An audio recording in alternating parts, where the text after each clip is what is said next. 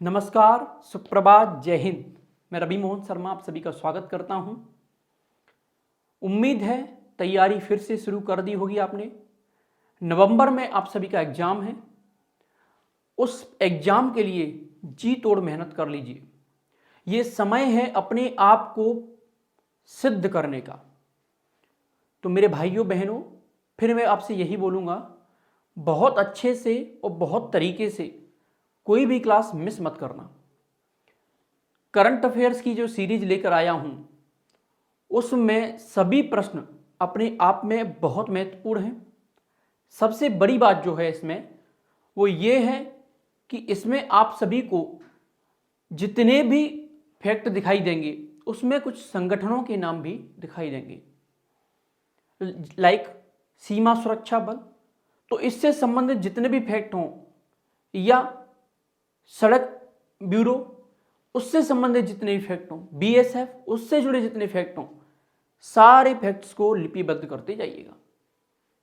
लगातार ट्रेंड बदल रहा है, हम इस चीज को देख भी रहे हैं और उस चीज को देख करके अमल करना है उस पर। ठीक है, ज्यादा समय न गवाते हुए हम लोग चलते हैं अपने लक्ष्य की ओर। सबसे पहले वही एक खूबसूरत सा कोट्स, यूं जमीन पर बैठकर क्यों आसमान देखता है, पंखों को खोल जमाना उड़ान को देखता है। ये लाइन अपने आप में बहुत मोटिवेशनल है। इसमें एक एक शब्द की बहुत महत्ता है। आप लोगों को इसमें बहुत अच्छे से तैयारी करके चलना है। तो पंखों खोलने का मतलब है कि तैयारी फिर से पूरी जी जान से कर लीजिए। ठीक है ना, समय बार बार मौका नहीं देता, याद रखिएगा। Time and tide wait for none. समय वहाब किसी का इंतजार नहीं करता। ठीक है, आगे बढ़ते हैं हम लोग। पहला प्रश्न आप लोगों के सामने स्क्रीन पर है, इसमें देख लेते हैं हम लोग क्या पूछा जा रहा है। इंडियन ऑयल कॉरपोरेशन आईओसी द्वारा देश का पहला ग्रीन हाइड्रोजन संयंत्र, क्या प्रश्न है? ग्रीन हाइड्रोजन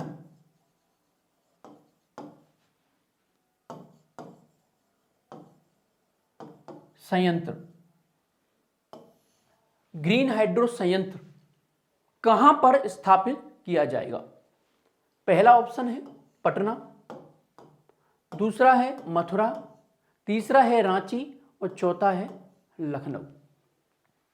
उत्तर क्या होना चाहिए? उत्तर हो जाना चाहिए इसका मथुरा। वीडियो में आगे बढ़ लेते हैं हम लोग। चलिए,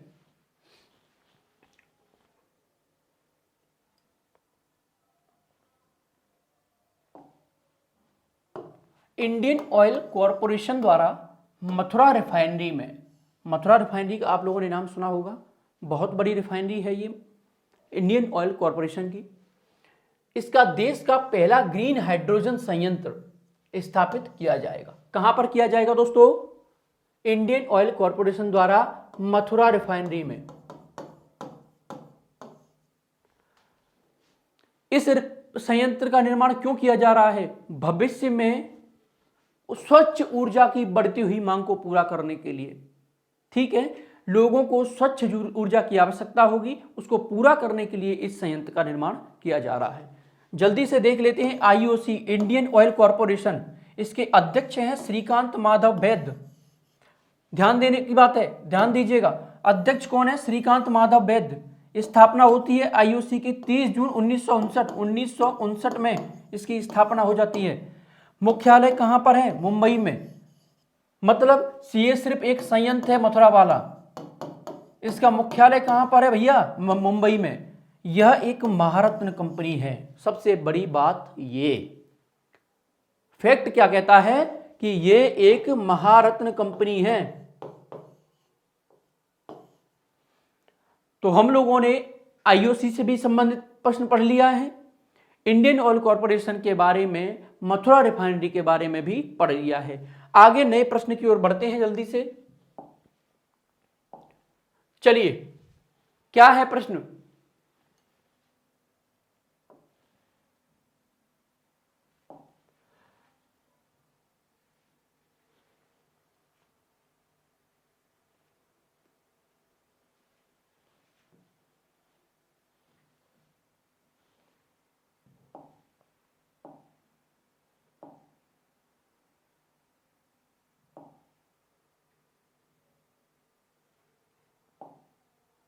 हाँ, चलिए,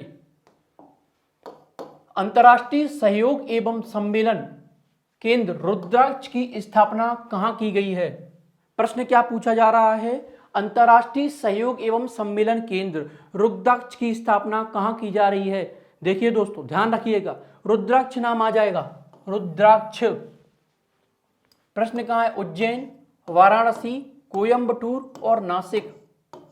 ठीक है, जल्दी से इसका उत्तर देख लेते हैं। चलिए,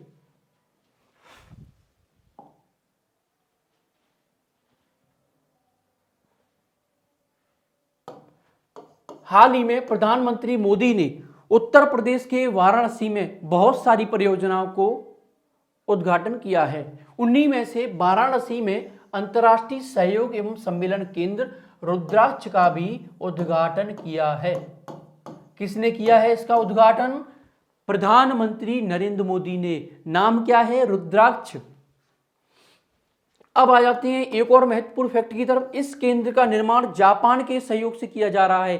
किसके सहयोग से किया जा रहा है? जापान के सहयोग से।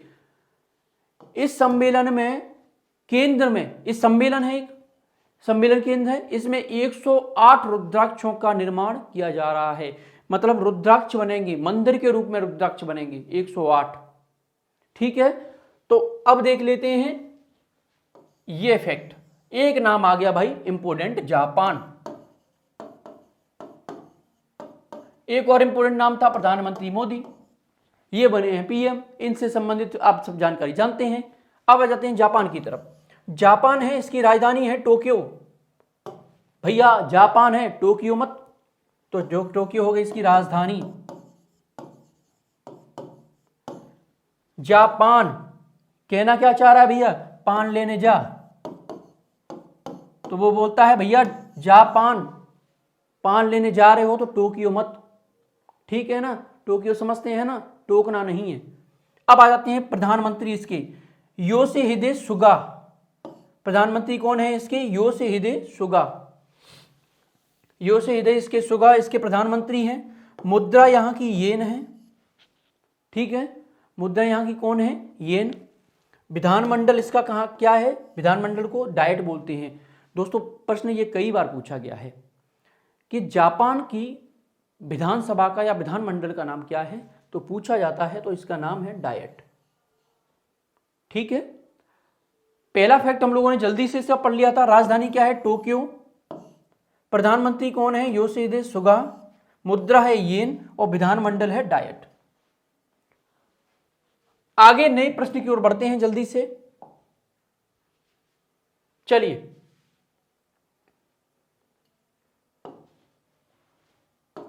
हाल ही में कारगिल विजय दिवस की 22वीं वर्षगांठ कहां मनाई गई? 22वीं वर्षगांठ की बात कर रहा है यहां पे। कौन सी? 22वीं। किसकी? कारगिल विजय की। देख लेते हैं, 26 जुलाई, 23 जुलाई, 22 जुलाई और 15 जुलाई। 4 ऑप्शन दिए गए हैं। उत्तर इसका क्या होगा बताइए? कारगिल विजय दिवस। देखिए ये स्मारक है यहाँ का। ठीक है ना, चलिए फटाफट से इसके उत्तर की ओर बढ़ते हैं। कारगिल विजय दिवस मनाया जाता है, वैसे बता दूं मैं आपको दोस्तों, 26 जुलाई को कारगिल विजय दिवस मनाया जाता है। 26 जुलाई 2021 को कारगिल विजय दिवस की 22वीं वर्षगांठ मनाई गई थी। कौन सी वर्षगांठ मनाई गई थी? 22वीं। क्या था? कारगिल विजय दिवस। ठीक है, आगे बढ़ते हैं। भारतीय सेना ने 26 जुलाई 1999 को कश्मीर के कारगिल जिले में, कहानी सुनिएगा, क्या हुआ था? पाकिस्तान क्या करता है कि कश्मीर से सटे हुए जितने भी पहाड़ी इलाके हैं उनमें अपना बेस कैंप बना लेता है।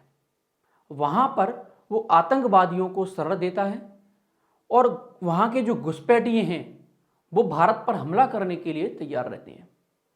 तो ऐसे में क्या हुआ था, 26 जुलाई 1999 को भारतीय सेना ने, ये पहाड़ी इलाके हैं, ठीक है,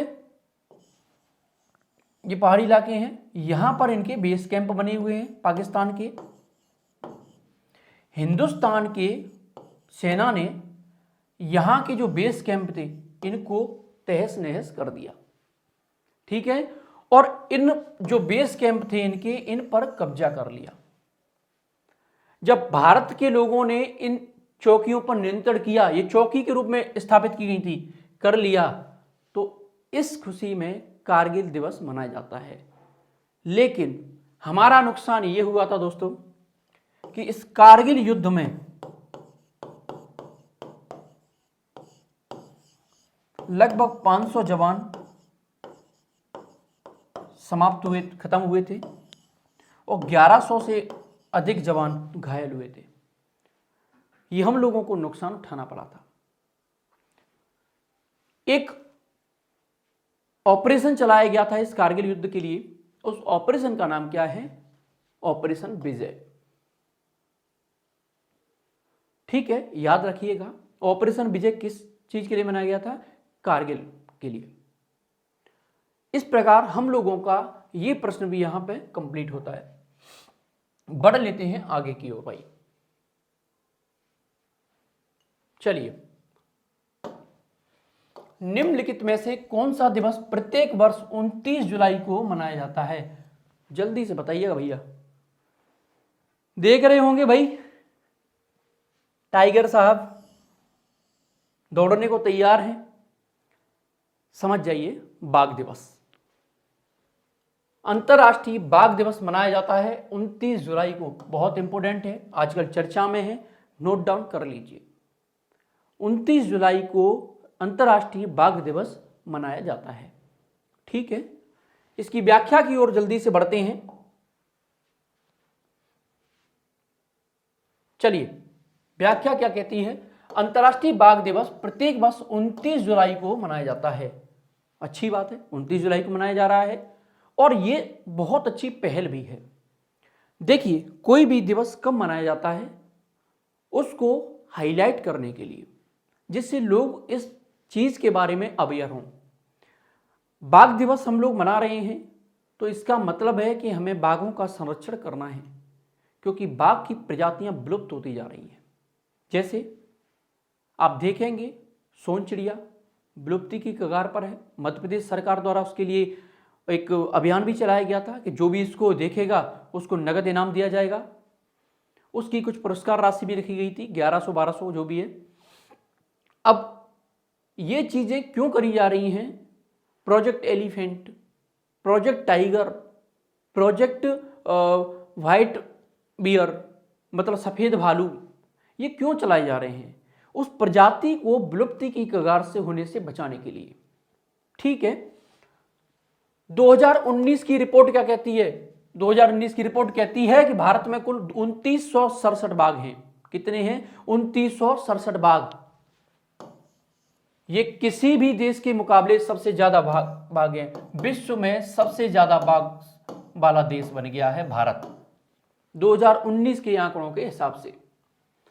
अब आ जाते हैं हमारे मध्य प्रदेश की तरफ। सबसे ज्यादा बाघ मध्य प्रदेश में है। 2019 की गणना बता रहा हूं मैं, 526 बाघ हैं, ठीक है। कितने बाघ हैं, 526 बाघ हैं। सबसे ज्यादा बाघ वाला राज्य कौन सा है, मध्य प्रदेश। ये गौरव हमें प्राप्त है भाई, ठीक है। मध्य प्रदेश वालों को इस बात की खुशी होनी चाहिए। 2010 में रूस के सेंट पीटर्सबर्ग में एक सम्मेलन आयोजित किया गया।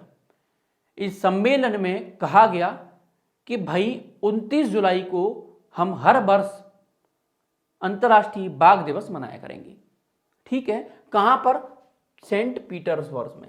सेंट पीटर्सबर्ग कहां है, रूस में। इसी सम्मेलन में 2022 तक बाघों की संख्या को दोगुना करने का लक्ष्य रखा गया। कितना गुना, 2 गुना। लेकिन ये प्रश्न इंपोर्टेंट यहां ये नहीं है, इंपोर्टेंट क्या है, 2022 तक। 2022 is important point for MPPSC exam. पूछा जा सकता है कि बाघों को 2 गुना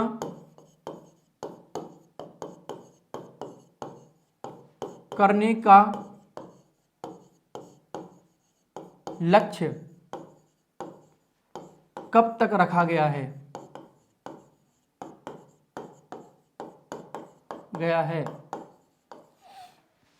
पहला ऑप्शन आ जाएगा भैया 2021, दूसरा 2022, तीसरा 2023, चौथा है 2025। 100% आप उत्तर लगाएंगे 2025, लेकिन उत्तर क्या होगा 2022। ठीक है, इसका उत्तर क्या होना चाहिए 2022। तो हमने इसका भी फैक्ट देख लिया। ठीक है, क्या क्या फैक्ट हम लोगों ने इसमें देख लिए थे। 2967 तो बाघ हैं पूरे देश में, तो ये विश्व के हिसाब से भी पहला देश बन गया है जिसमें बाघों की संख्या सर्वाधिक है। दूसरा, मध्य प्रदेश में बाघों की संख्या है 526 बाघ हैं। तो 526 बाघ को लेकर के हम पहले स्टेट बन चुके हैं जिसमें इतने ज्यादा बाघ हैं। भारत के अंदर पहला स्टेट बन चुका है। अब आ जाते हैं अगली खबर की ओर। चलिए भाई, बहुत खास प्रश्न। नंदू नाटेकर का हाल ही में निधन हो गया, वह किस खेल से संबंधित हैं। हाल ही में आप लोगों ने देखा होगा, प्रधानमंत्री जी ने ट्विटर पर ट्वीट किया कि नंदू नाटेकर जी का देहांत हो गया है। वे एक अच्छे खिलाड़ी थे। किसके खिलाड़ी थे ये आप बताओगे। चलिए, बैडमिंटन, फुटबॉल, हॉकी और क्रिकेट, ये हैं नंदू नाटेकर। ठीक है, इनका हाल ही में निधन हो गया। आ जाते हैं दोस्तों, उत्तर देखिए। नंदू नाटेकर पहली बात तो बता दूं मैं आप लोगों को, एक हॉकी प्लेयर हैं। ठीक है, भारत में सबसे बड़ी बात 1961 के बैडमिंटन के क्षेत्र में, ठीक है, बैडमिंटन के खिलाड़ी हैं ये, और बैडमिंटन के खिलाड़ी हैं तो एक बात इनके बारे में जान लीजिए। 1961 में बैडमिंटन के क्षेत्र में अर्जुन पुरस्कार पाने वाले ये पहले व्यक्ति हैं। अर्जुन पुरस्कार प्राप्त करने वाले ये पहले व्यक्ति हैं। तीसरा, इनका पूरा नाम नंद कुमार महादेव नाटेकर है। इंपोर्टेंट पॉइंट है, इनका पूरा नाम क्या है, नंद कुमार महादेव नाटेकर। तो अब ये पॉइंट्स हो चुके हैं। यदि इसमें मुझसे हॉकी निकल गया हो तो बता देता हूं, बैडमिंटन है, बैडमिंटन के खिलाड़ी हैं ये। अब आ जाते हैं अगले प्रश्न की ओर। चलिए, क्या कहता है अगला प्रश्न। भारत और रूस के बीच 12वां संयुक्त सैन्य अभ्यास इंद्र 21 का आयोजन कहां किया जा रहा है। भैया पहले ही बोल चुका हूं मैं इस बात को कि ये ध्यान रख लीजिएगा कि कहां पर आयोजन हो रहा है। ठीक है, डेट इंपोर्टेंट नहीं है कि किस डेट में हो रहा है, इंपोर्टेंट है कि एक तो है अभ्यास कौन सा है, दूसरा है कि किस देश के साथ है, तीसरा है कि किस स्थान पर हो रहा है। ये तीनों याद करने होते हैं। युद्ध अभ्यास में हमेशा 3 चीजें ध्यान रखनी होती हैं। क्या क्या, फिर से बता देता हूं। पहला, युद्ध का नाम क्या है। दूसरा, कौन कौन से देश युद्ध में भाग ले रहे हैं। तीसरा, कि भाई कौन से स्थान पर यह हो रहा है। तो पहला है व्लादिवोस्तोक, दूसरा है लेनिनग्राद, तीसरा है वोल्गोग्राद और चौथा है सेंट पीटर्सबर्ग। तो इसका उत्तर हो जाएगा वोल्गोग्राद। ये वोल्गोग्राद कहां है भाई, रूस में। ये देख लीजिए, युद्ध ऐसे ही होती हैं। युद्ध नहीं हो रहा है लेकिन ये अभ्यास हो रहा है। घबराइए मत, युद्ध कभी नहीं होगा। तृतीय युद्ध जब भी होगा तो वो होगा टेक्नोलॉजी पर आधारित। ठीक है, बता देता हूं, चलो बढ़ लेते हैं आगे। भारत और रूस की सेनाओं के बीच संयुक्त युद्धाभ्यास इंद्र 21 का आयोजन रूस के वोल्गोग्राद में आयोजित होगा। इसका आयोजन 1 अगस्त से 13 अगस्त 2021 के मध्य किया जाएगा। 1 अगस्त आने वाला है, इससे और 13 तारीख तक इस युद्ध का आयोजन किया जाएगा। यह दोनों देशों के मध्य 12वां युद्ध अभ्यास है। ये बहुत महत्वपूर्ण है। कौन सा युद्ध अभ्यास है ये? 12वां। युद्ध का नाम क्या है भैया? इंद्र 21।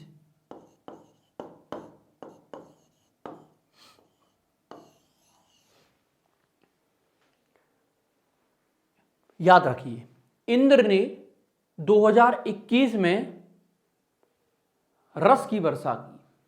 किसकी? रस की। तो क्या नाम है? इंद्र 21 ने। और रस की वर्षा की तो रूस। ठीक है, इंद्र ने 2021 में रूस से और भारत से मतलब रस की वर्षा की, जो कहां पर हुई? भारत में। ठीक है ना, क्योंकि रूस भारत का एक पड़ोसी देश है। पड़ोसी देश नहीं तो एक बहुत अच्छा मित्र है। हमारे संबंध रूस के साथ हमेशा प्रगाढ़ रहे थे और आज भी हमारी विदेश नीति में सबसे पहला यदि नाम आता है तो रूस का ही आता है। रूस से हमारे राजनीतिक, सामाजिक जितने भी प्रकार के सारे संबंध फॉरेन पॉलिसी के तहत आते हैं वो बहुत अच्छे हैं। तो दोस्तों, हाल ही में आप लोगों ने नाम सुना होगा स्पुतनिक, जो कोरोना की वैक्सीन है, यहीं की वैक्सीन है रूस की। चलिए रूस के बारे में जान लेते हैं भैया। रूस क्या है? इसकी राजधानी है मास्क। मास्क मतलब मास्को। रूस के लोग क्या लगाते हैं? मास्क। ठीक है ना, बहुत अवेयर हैं, इसीलिए ये लोग क्या लगाते हैं? मास्क। हम भारत के लोग मास्क नहीं लगाते, पहली बात तो देख लिए थे। मास्क लगाना सीख लो भैया। मास्को। और क्या यहां किसके? रूस की। राष्ट्रपति कौन है? Vladimir Putin. सभी को पता होगा, व्लादिमीर पुतिन। मुद्रा रूबल। मुद्रा क्या है इसकी? रूबल। रू से रूस, रू से रूबल। ठीक है ना। राजधानी क्या होगी इसकी? मास्को। मास्क मतलब मास्क को लगाना। दूसरी, इसकी राष्ट्रपति कौन है? Vladimir Putin. ठीक है। तीसरी मुद्रा क्या है इसकी? रूबल। चलिए आगे बढ़ते हैं हम लोग, बहुत पढ़ लिए इनके डिटेल में।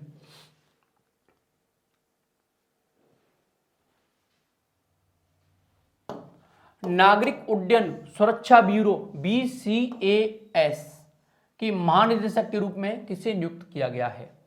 पहला है नासिर कमल, दूसरा है शशांक यादव, तीसरा है वंदना शर्मा, चौथा है निधि मणि त्रिपाठी। इसका उत्तर क्या होगा? पहला उत्तर होगा नासिर कमल। इन्हें नागरिक उड्डयन सुरक्षा ब्यूरो का महानिदेशक बनाया गया है। देख लेते हैं भैया क्या है ये भला नागरिक उड्डयन सुरक्षा ब्यूरो। इसका देखते हैं। नागरिक उड्डयन सुरक्षा ब्यूरो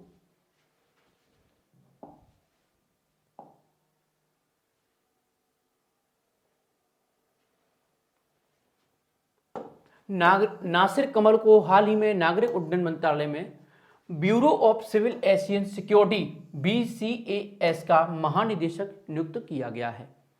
ठीक है, महानिदेशक नियुक्त कर दिया इन्हें। अब देख लेते हैं नागरिक उड्डयन सुरक्षा ब्यूरो क्या है। इसकी स्थापना होती है 1978 में। 1978 में, देखिए बहुत रोचक तथ्य बताने जा रहा हूं। 1978 में इसकी स्थापना हो गई एक सेल के रूप में। एक सेल होती है, अंडाकार सेल बोल लो, चाहे गोलाकार सेल बोल लो, या एक बंद कमरा, उसको सेल का नाम रख दिया। 1978 में सेल के रूप में ये स्थापित हो गया भैया, नागरिक उड्डयन सुरक्षा ब्यूरो। ठीक है, किस में हुआ था? नागर विमानन महानिदेशालय में। इसमें एक सेल बना दी गई, नागरिक उड्डयन सुरक्षा ब्यूरो।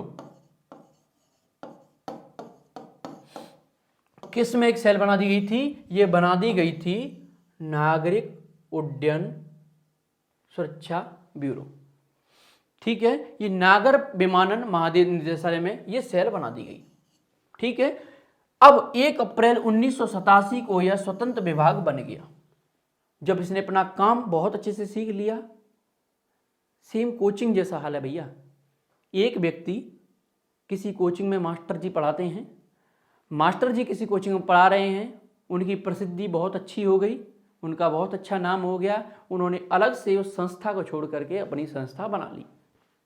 सेम काम किया है इन्होंने भी। ठीक है, नागर विमानन महानिदेशालय से अलग होकर के क्या बना लिया, नागरिक उड्डयन सुरक्षा ब्यूरो। अब इसकी पहली महिला महानिदेशक कौन रही थी, उषा पांडे। उषा पांडे इसकी कौन रही, पहली महिला महानिदेशक। आगे बढ़ते हैं दोस्तों, मजा आ जाएगा करंट में, ऐसी ऐसी जानकारियां लेके आऊंगा, मजा आ जाएगा, बस डटे रहिए। 2019 के लिए दिव्यांग स्पोर्ट्समैन ऑफ द ईयर के रूप में किसे नामित किया गया है, दिव्यांग स्पोर्ट्समैन ऑफ द ईयर। दिव्यांग समझते हैं आप, हैंडीकैप्ड्स। यह शब्द कहां से आया, मोदी गवर्नमेंट जैसे ही बनी उन्होंने विकलांगों को दिव्यांगों का नाम दे दिया, एक इति लेटर जारी कर दिया कि भाई विकलांगों को सम्मान से दिव्यांग बुलाया जाएगा। ठीक है, अब देख लेते हैं। पहला ऑप्शन नरेंद्र रणवीर, दूसरा है प्रमोद भगत, तीसरा है अमित कुमार सरोहा, चौथा है शेखर नायक। उत्तर में बता देता हूं, प्रमोद भगत। ये बनी है दिव्यांग श्रेणी के sports of the year, sports of the year. ये है प्रमोद भगत। चलिए आगे बढ़ लेते हैं।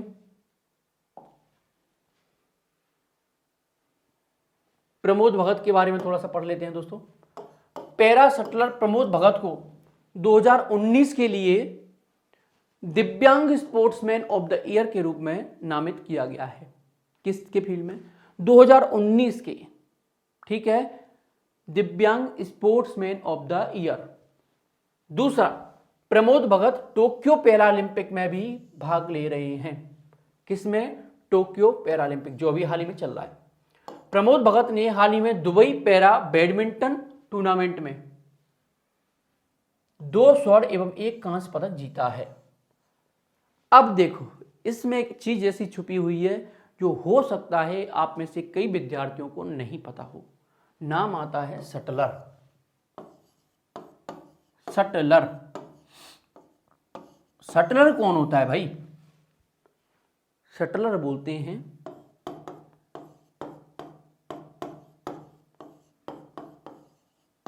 बैडमिंटन खिलाड़ी को। ठीक है, बैडमिंटन खिलाड़ी को शटलर भी बोल देते हैं। तो दोस्तों याद रखना एक चीज, यदि कोई भी प्रश्न आता है, पूछा जाता है शटलर किस खेल से संबंधित है, तो उत्तर लगाइएगा आप बैडमिंटन। प्रश्न पूछा जा सकता है। ठीक है, आगे बढ़ लेते हैं। चलिए नवा क्वेश्चन शुरू करते हैं।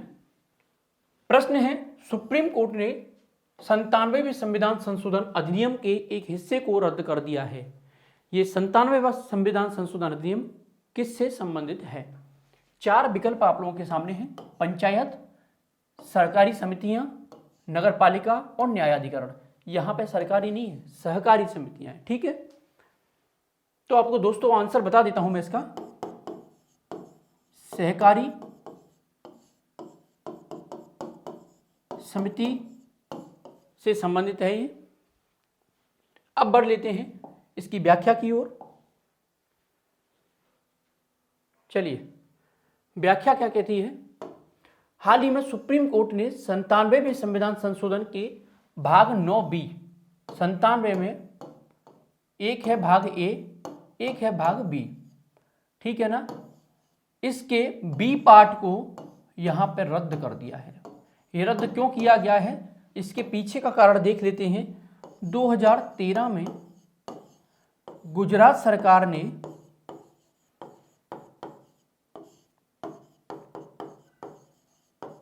ने राज्य सरकार बनाम सहकारी समितियां से संबंधित एक रिपोर्ट सौंपी थी। इस रिपोर्ट में बताया यह गया था कि 9B जो है वो राज्य सरकारों के लिए ठीक नहीं है। क्यों ठीक नहीं है, उसका कारण यह बताया गया था कि इसमें राज्यों को सहकारी समितियों से संबंधित जो शक्तियां हैं वो केंद्र तक ज़्यादा सीमित हैं, राज्यों को नहीं है। तो इस वजह से इसको रद्द कर दिया है। सुप्रीम कोर्ट ने भी इस पिटीशन को मान लिया है और रद्द कर दिया। अब देख लेते हैं 97वां संविधान संशोधन अधिनियम। यह विधेयक दिसंबर 2011 में पारित हुआ था और 15 फरवरी 2012 में से ये लागू हो गया। 11 में क्या हुआ, ये पारित हो गया और 12 में क्या हुआ, ये लागू हो गया। ठीक है, अगले प्रश्न की ओर बढ़ते हैं। 10वां और आखिरी प्रश्न, बहुत इंपॉर्टेंट प्रश्न है, बहुत इंपॉर्टेंट।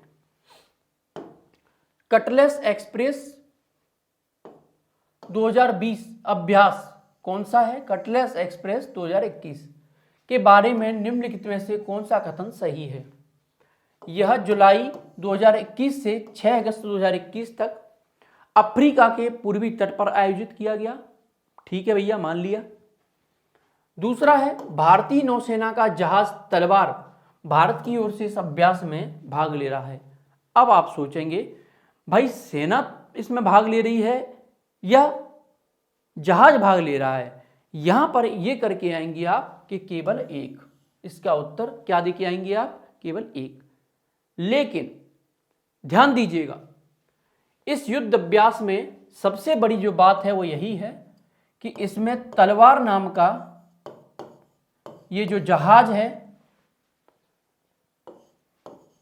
वो इस युद्धाभ्यास में भाग ले रहा है। ठीक है ना, बहुत ध्यान देने वाली बात है कि तलवार नाम का ये जो जहाज है वो युद्ध अभ्यास में भाग ले रहा है। कौन से युद्ध अभ्यास में? Cutlass express 2021। ठीक है, आयोजित कहां पर होगा? वही 3 बातें ध्यान रखनी है। आयोजित होगा अफ्रीका के पूर्वी भाग में, लेकिन अफ्रीका लगाना आप तो भाई। ठीक है ना, अफ्रीका में। अब आ जाते हैं इसकी व्याख्या की ओर। चलिए, यह है आपका तलवार जहाज। ठीक है ना, चलिए। कटलेस एक्सप्रेस 2021 अभ्यास का आयोजन 26 जुलाई 2021 से 6 अगस्त 2021 तक अफ्रीका के पूर्वी तट पर किया जा रहा है। ठीक है, 26 से 6 अगस्त। भारत की ओर से भारतीय वायुसेना का जहाज तलवार इस अभ्यास में भाग ले रहा है। इस प्रकार आप लोगों का 10 महत्वपूर्ण प्रश्नों का करंट अफेयर्स आज समाप्त होता है। दोस्तों, लिपिबद्ध करते रहिए। 2 चीजें और सुन लीजिए बस मेरी। बहुत महत्वपूर्ण बात सुन लीजिए। प्रारंभिक परीक्षा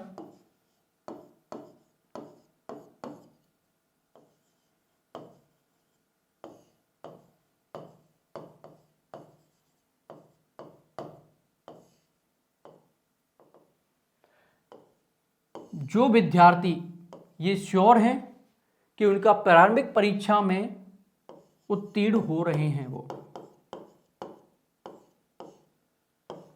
उन विद्यार्थियों के लिए एक सलाह ये है, मुख्य परीक्षा में जुट जाइए। ठीक है ना, मुख्य परीक्षा में जुट जाइए। अब मुख्य परीक्षा में जुटने के लिए क्या करना होगा? तो पुनः एक ही बात, करत करत अभ्यास के जड़ मत होत सुजान, सिसरी आवत जात है सिर पर पड़ता निशान। बहुत सारा लिखना है।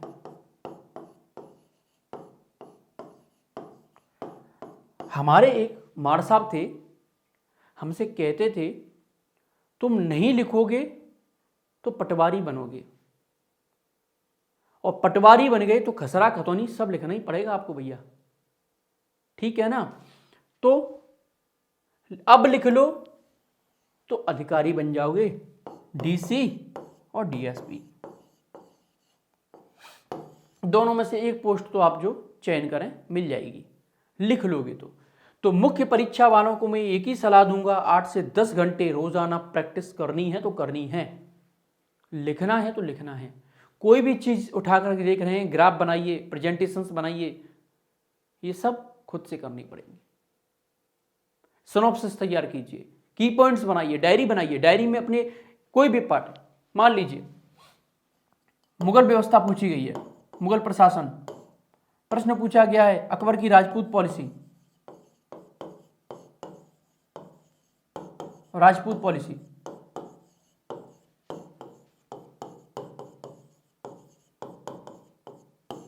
ठीक है।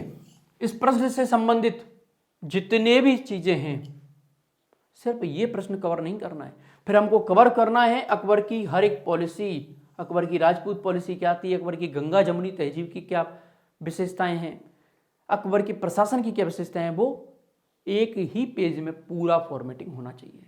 ये होता है की पॉइंट्स के रूप में काम करना। ये कब काम देगा? जब आप परीक्षा में आखिरी समय में जब आप कर रहे होंगे, जब परीक्षा को आखिरी समय में पेजों को पलट रहे होंगे, तब ये डायरी आपकी काम देगी। ठीक है ना? ये डायरी को पूरी तरह भर दीजिएगा, महत्वपूर्ण फैक्ट के साथ में भर दीजिएगा अच्छे से। ऐसे ही हर एक विषय का, हर एक चीज का सिनॉप्सिस तैयार कीजिए, की पॉइंट्स तैयार कीजिए। जिन लोगों का मेंस बहुत अच्छा है वो की पॉइंट्स पर धड़ल्ले से काम कीजिए, बहुत जबरदस्त तरीके से। मजा आ जाना चाहिए कि हाँ यार कुछ लिख रहे हैं, क्वेश्चन पूछा नहीं कि आंसर आया नहीं। डेफिनेटली इस बात पर हम काम करेंगे। मैं इस बात को दावा करता हूं कि मुख्य परीक्षा आप निकाल ले जाएंगे बहुत अच्छे से। 8-8, 10-10 घंटे लिखा है अपने बारे में, व्यक्तिगत रूप से बता दूं तो मैं आज आप लोगों को पढ़ा रहा हूं, ये कंटेंट लिखने में मुझे, पूरा कंटेंट छांटने में मुझे 5 से 6 घंटे लग जाते हैं कि कौन सा प्रश्न लेकर के आना है, कौन सा महत्वपूर्ण है, उससे जुड़ी एक एक जानकारी, चाहे वो किसी भी हो, कैसी भी हो। 5 से 6 घंटे का समय सिर्फ और सिर्फ कंटेंट को देखने में लेता हूं। उसके बाद टाइप कराना, एक एक फैक्ट को देखकर चेक कराना, एक 10 प्रश्न का पूरा कंटेंट लगभग 8 से 10 घंटे में आपका तैयार होता है। तब जाकर के एक कक्षाएं ले पाता हूं। मैं ये नहीं कहता कि इसके लिए मुझे वाहवाही मिलनी चाहिए, मैं कहना ये चाहता हूं कि यदि हम किसी चीज़ के मास्टर बनना चाहते हैं, किसी विषय के मास्टर बनना चाहते हैं, तो उस पर हमें बहुत बेहतरीन तरीके से अंदर जाकर के काम करना पड़ेगा। सब्जेक्ट कोई भी उठा लीजिए, इतिहास हो, भूगोल हो, अर्थव्यवस्था हो, पॉलिटी हो या नीति शास्त्र हो, कोई भी हो, अंदर जाइए तो बहुत ज़बरदस्त तरीके से जाइए, लगना चाहिए कुछ पढ़े हैं यार। और थक जाओ तो एक ही नारा, एक ही नाम, वो है गांधी जी का विश्राम, संघर्ष बनाम संघर्ष।